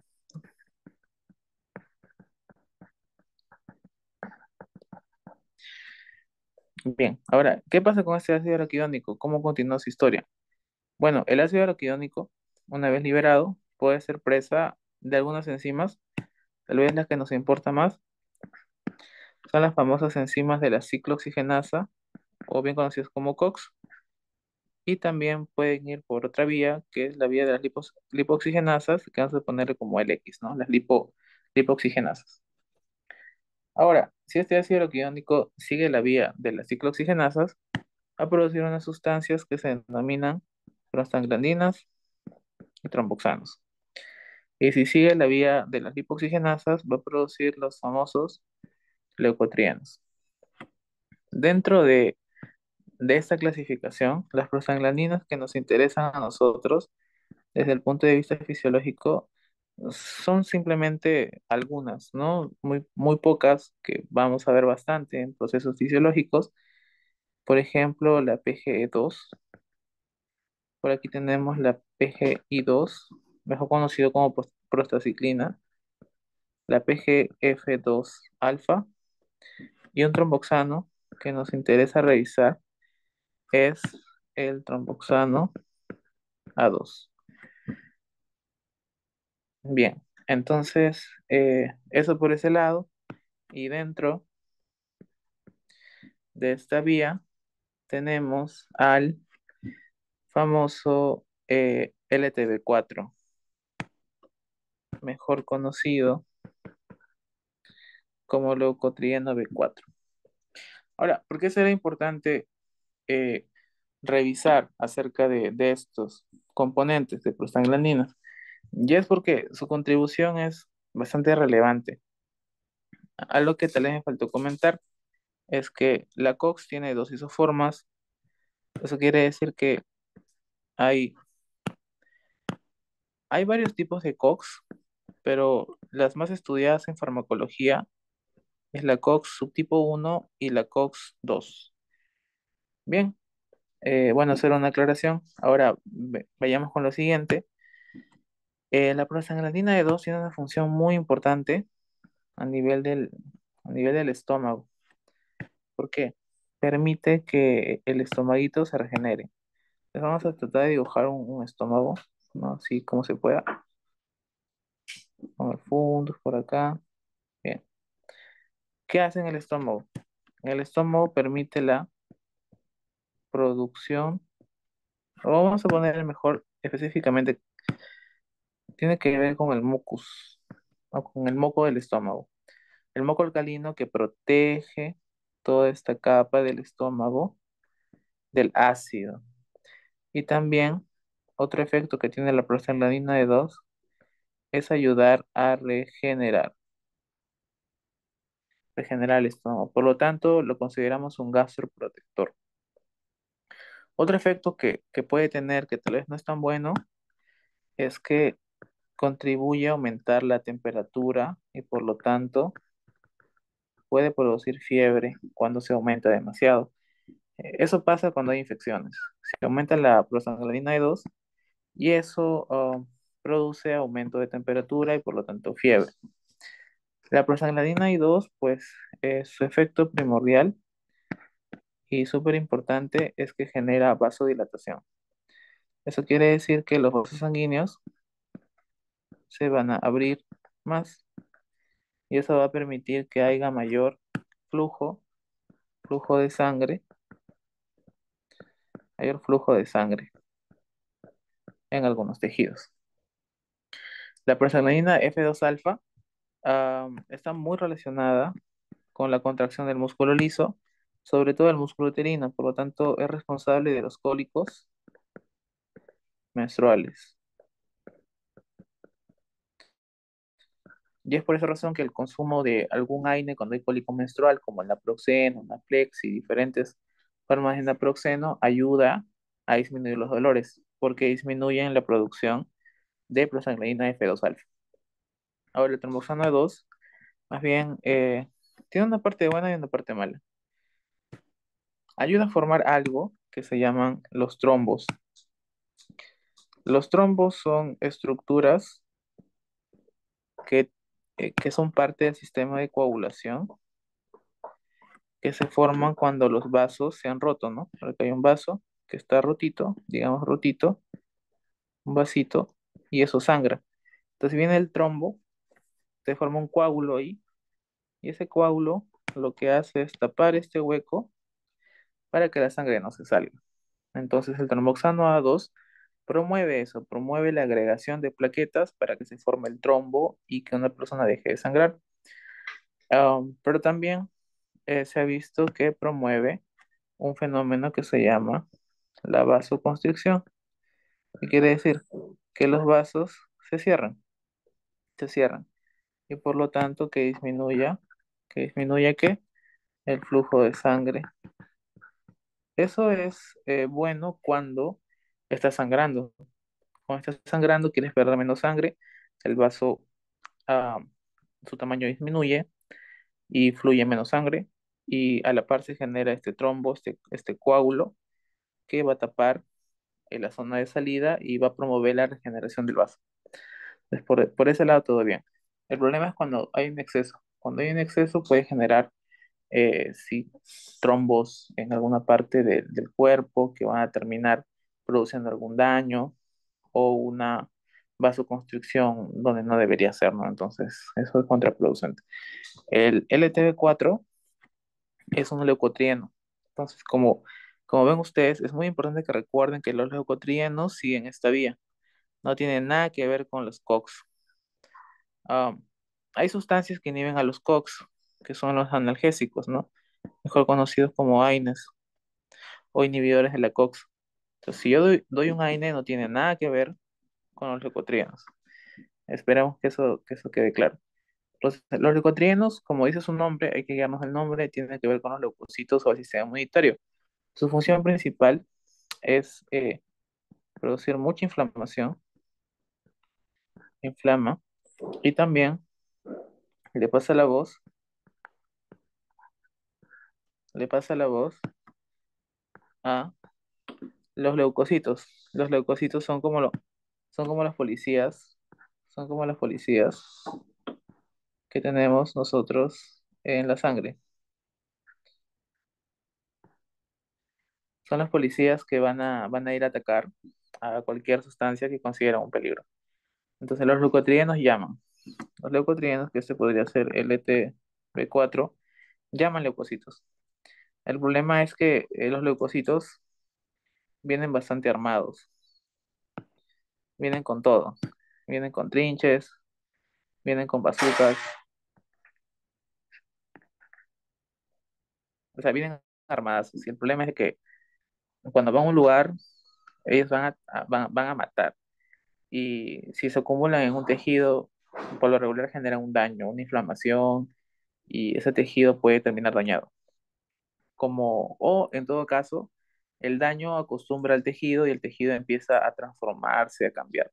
Como pasa en el asma. En el asma, los leucotrienos de tipo B4 generan inflamación que va causando cambios, ¿no? En el tejido bronquial, y también los leucocitos se acumulan, algunos subtipos, mastocitos y demás.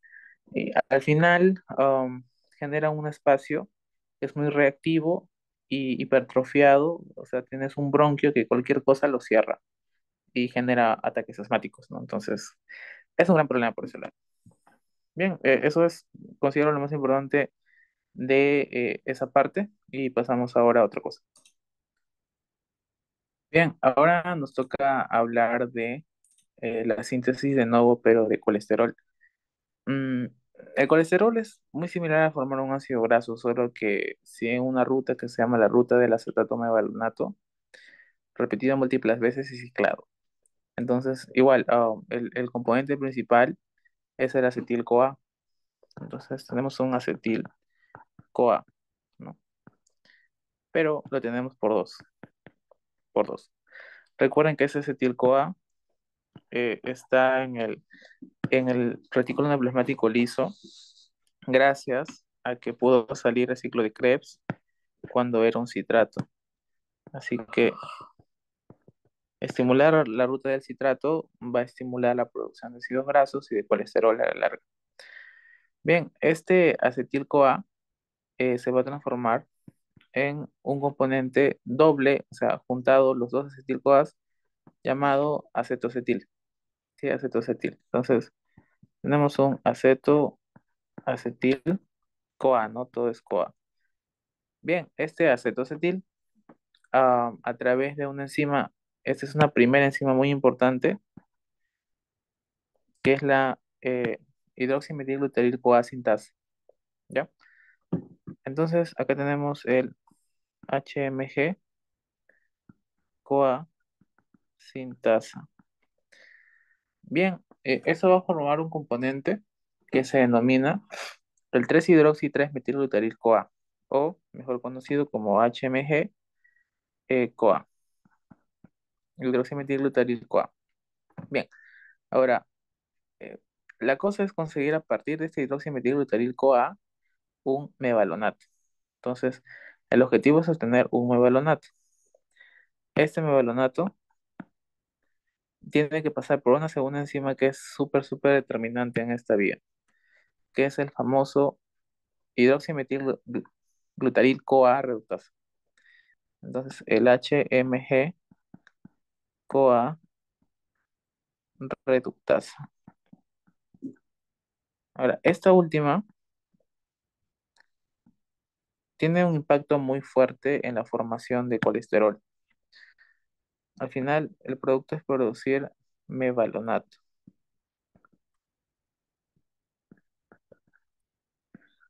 Entonces, con mevalonato se inicia toda la síntesis de colesterol prácticamente.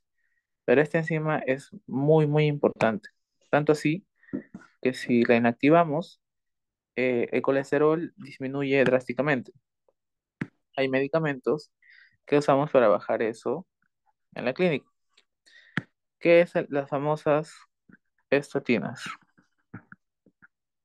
Estatinas. Entonces, cuando alguien tiene colesterol elevado, tú le puedes dar estatinas y las estatinas inhiben el hidroximetilglutaril-CoA reductasa. Ojalá se acuerden de esto, es muy importante. Esos medicamentos disminuyen el colesterol. O sea, prácticamente hacen que el colesterol pues, baje. Y eso es bueno para proteger el corazón cuando el colesterol está muy alto. Bien, bien. Entonces, todo parte a partir del malonato, mevalonato. Y el mevalonato, pues, como es una vía anabólica, va a requerir ATP, así que se va a gastar bastantes ATPs hasta producir un colesterol. Mm, de hecho, aquí la ruta se vuelve un poco graciosa porque el mevalonato es una estructura que prácticamente contiene 5 carbonos. O sea, funcionalmente es como, bueno, yo lo recuerdo de una manera, ¿no? Es así. Vamos a graficarlo para que tenga un poco de sentido lo que quiero comentar, ¿no?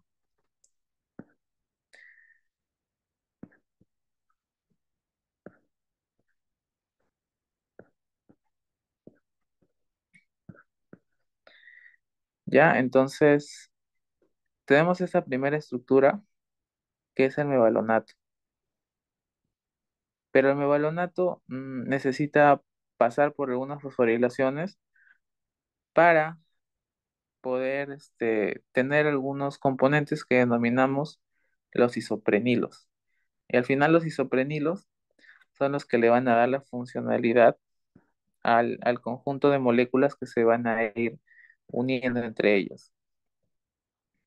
¿Ya? Bueno, entonces el mevalonato va a requerir, vamos a ponerlo así para no complicarlo, va a requerir bastantes ATPs para llegar a una molécula que le denominamos el escualeno. Ya, ese es un punto crítico, ¿no? Llegar a escualeno es muy importante. El escualeno ya prácticamente es, no es un colesterol, pero tiene la cantidad de carbonos necesarios para hacer un colesterol. Entonces, es una estructura de esta manera.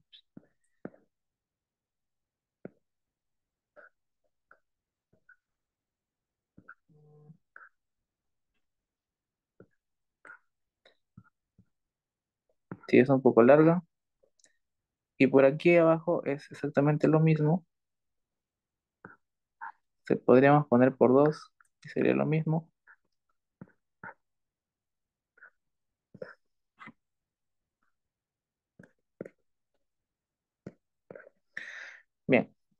Este escualeno, este escuálido, tiene que ciclarse de alguna manera para formar el bonito colesterol. Entonces va a requerir de algunas enzimas epoxidasas.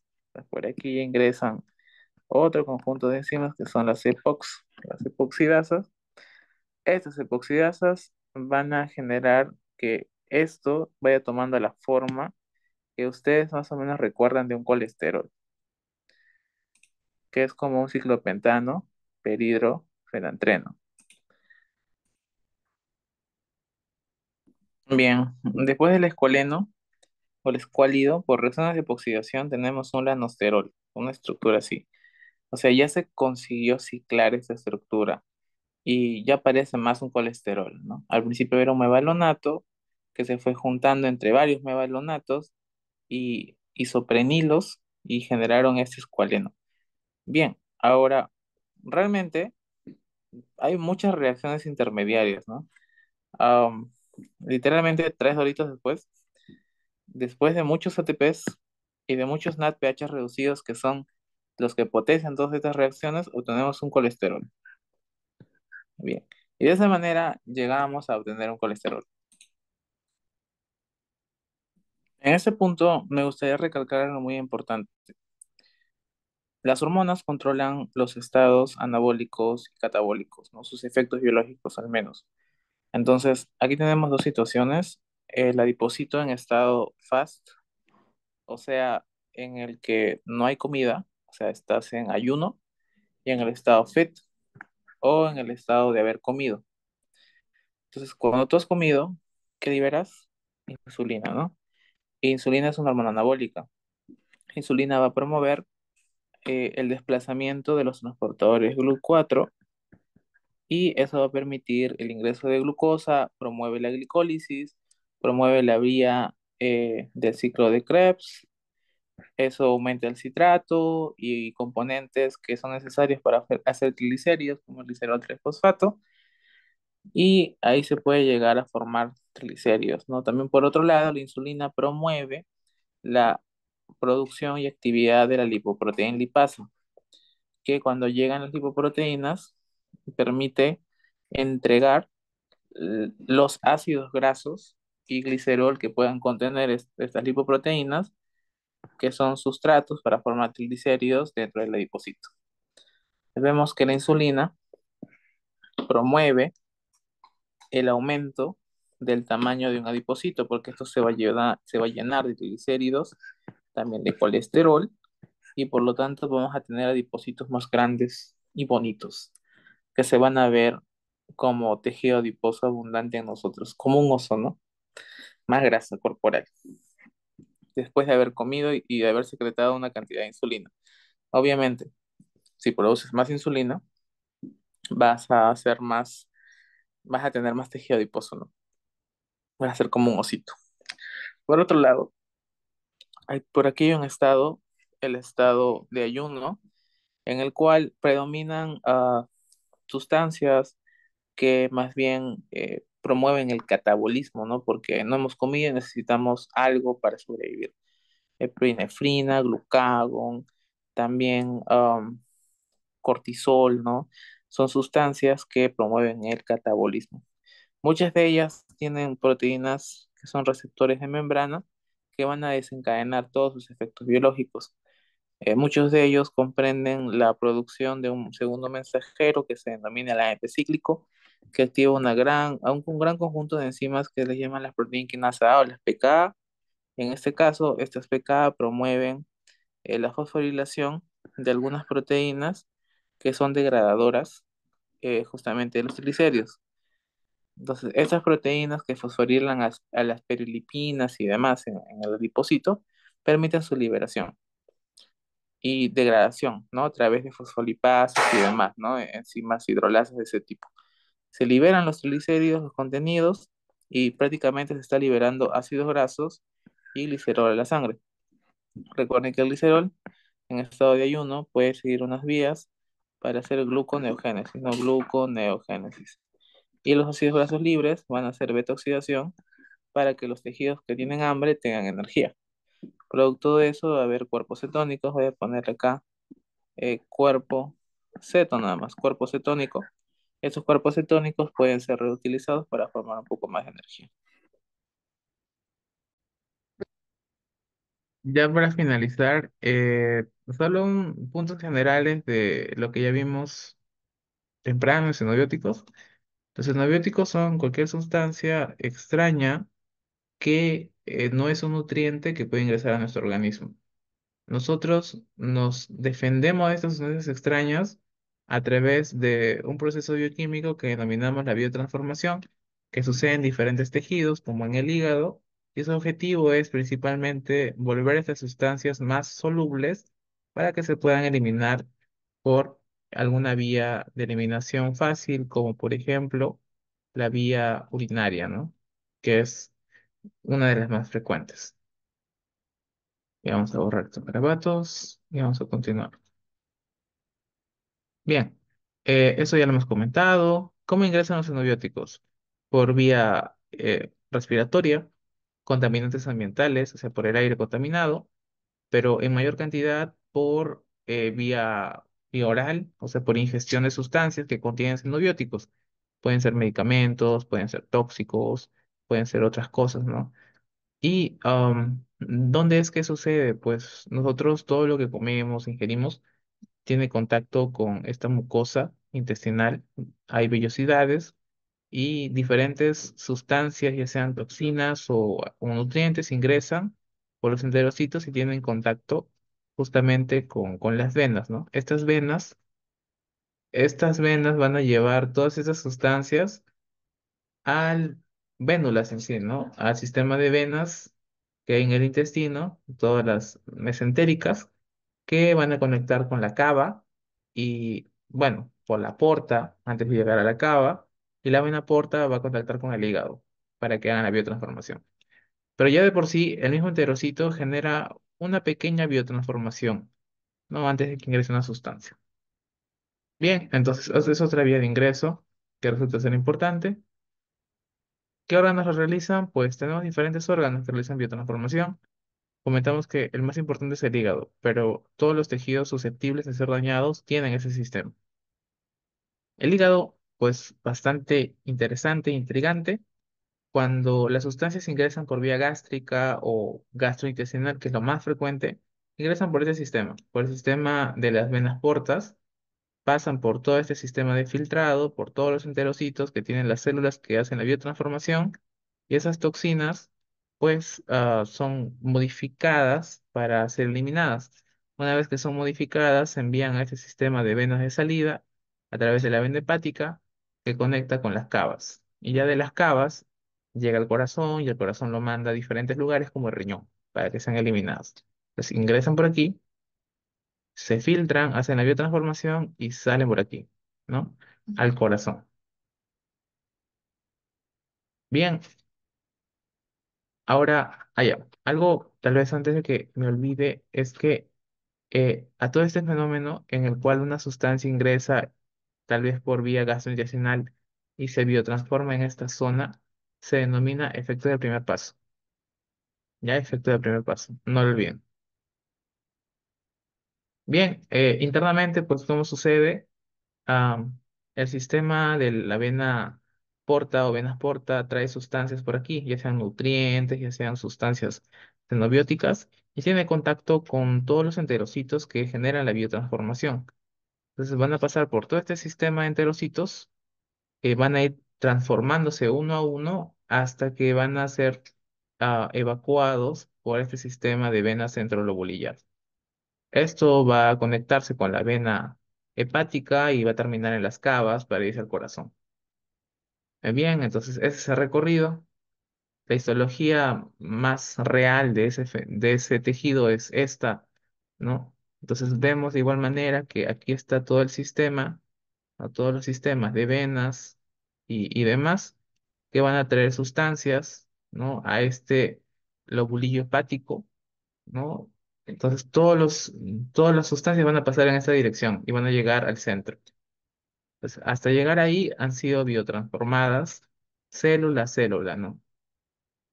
célula a célula, cada sustancia para que lleguen bien cambiadas a esta zona que es como el desaguadero o el desagüe, el cual los va a enviar a la vena hepática y después a las cavas que van a ir al corazón. ¿Y quiénes son los responsables de esto? Pues dentro de las células hepáticas y otras células que tienen este sistema, pues tenemos el retículo endoplasmático, pero liso, ¿no? Retículo endoplasmático liso. Ese retículo endoplasmático tiene un conjunto de proteínas que se acomodan en unas zonas que le denominan microsomas hepáticos. Entonces, esos microsomas hepáticos son en sí cúmulos de proteínas dentro del retículo endoplasmático. Ahora, esos cúmulos de proteínas, unos cúmulos muy importantes, son los famosos citocromos P450, que es una familia grande de proteínas, que tiene muchos subtipos y diferencias. Vemos de que estas proteínas en sí son hemoproteínas, lo que quiere decir que contienen como un núcleo importante de su actividad como un grupo prostético al grupo hemo. Y el grupo hemo es una estructura que no es una proteína, que contiene un metal de hierro en el centro, ¿no? Que le da su actividad biológica. Y aquí vemos una representación. Acá hay un sustrato, que es una sustancia extraña, un xenobiótico y demás, que va a interactuar con el citocromo y el citocromo lo va a transformar en otra sustancia inocua para que pueda ser desechado. Bien, vamos a continuar. Este es el mecanismo, un ejemplo de mecanismo, porque no es el único, ¿no? Es un ejemplo de mecanismo que transforma una sustancia como un fármaco en algo soluble que se puede eliminar. Entonces acá está un fármaco que es medianamente liposoluble, está en el cuerpo y es difícil de eliminar. Entonces ingresa al sistema de citocromo P450 que está en los microsomos hepáticos.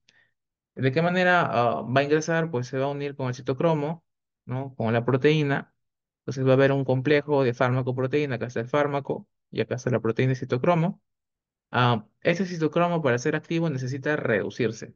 Entonces se va a usar una enzima que es la reductasa del citocromo para transformar este hierro 3 a hierro 2. Entonces se redujo, ¿no? El hierro. Y tenemos un sistema reducido y el fármaco que lo siguen llevando, ¿no? Ahora va a haber otra reducción, que quiere decir que van a ganar electrones y este oxígeno se va a acoplar dentro del hierro. El hierro 2 puede llevar este oxígeno. Ahora este oxígeno tiene un arma. Bueno, perdón, el citocromo a través del hierro tiene un arma, tiene un oxígeno que lo puede usar y no dudará en usarlo. Y acá está el fármaco, ¿no? Que sigue esperando su destino. Después se aprovecha la disociación que tiene el agua en medios solventes, los hidrógenos, para poder secuestrarlos y transferir el oxígeno del hierro al fármaco junto con el hidrógeno y generar este grupo, un hidroxilo. Ahora es un fármaco que tiene un OH, eso no lo tenía antes.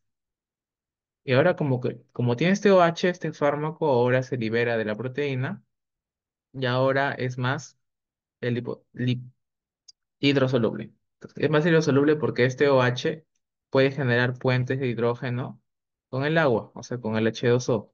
Entonces, eso quiere decir que ahora es más hidrosoluble. Y como es más hidrosoluble, se puede ir por el riñón. Bien. Tipos de reacciones. Es importante que recuerden esto, ¿no? Las reacciones de transformación pueden ser de fase uno a fase 2. Las de fase uno comprenden oxidación, reducción y hidrólisis. Óxido y reducción son predominantes en citocromo P450. Bien, tenemos otras reacciones como las reacciones de hidrólisis que se dan por este conjunto de enzimas que son las hidroepóxido hidrolasas. Bien, y también reacciones de oxidación bastante frecuentes en el sistema de flavina monoxigenasas. El objetivo de la fase uno, que es lo que más nos importa, es desactivar un xenobiótico. O sea, prácticamente inactivarlo, para que ya cambiarle su estructura para que ya no funcione. Y el objetivo de la fase 2 es conjugar. Conjugar. La conjugación tiene que ver con transferir grupos que sean hidrosolubles para que estas sustancias se eliminen. Hay diferentes grupos de transferencia. Uno de los más conocidos son las sulfotransferasas, y las transferencias de glucuronosil. O sea, transferir prácticamente azúcares hidrosolubles para que se vaya esa molécula. Entonces, el objetivo de la fase 2 principalmente es volver más hidrosoluble la sustancia para que se pueda eliminar del cuerpo lo más posible. Entonces, tal vez componentes de esta plantita creada por Dios mm, podrían pasar por fase uno para ser inactivadas y si no es suficiente para eliminarse, pues pasan por fase 2 para ser eliminadas, ¿no? Totalmente. Y así conseguimos eliminar un tóxico de nuestro cuerpo. Vamos a eliminar estos garrabatos.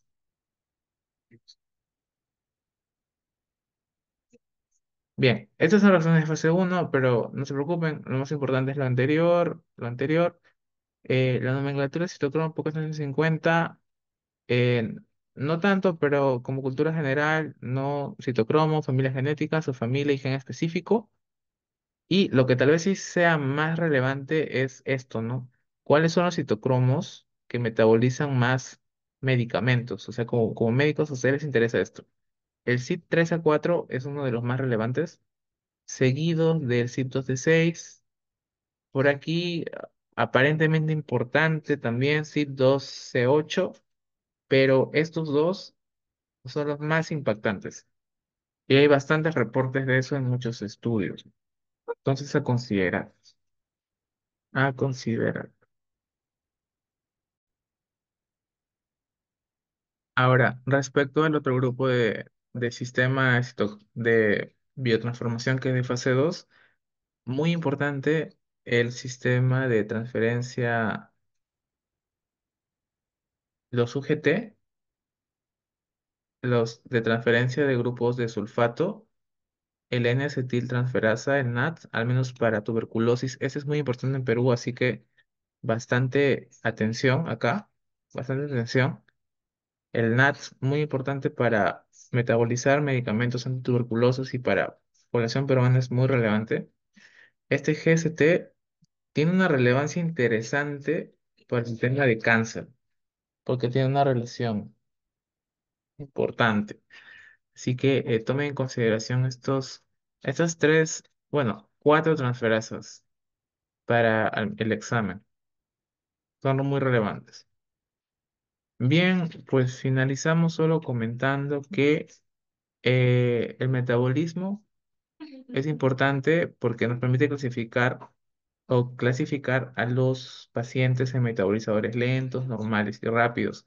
Y de acuerdo a eso, también la efectividad de un medicamento.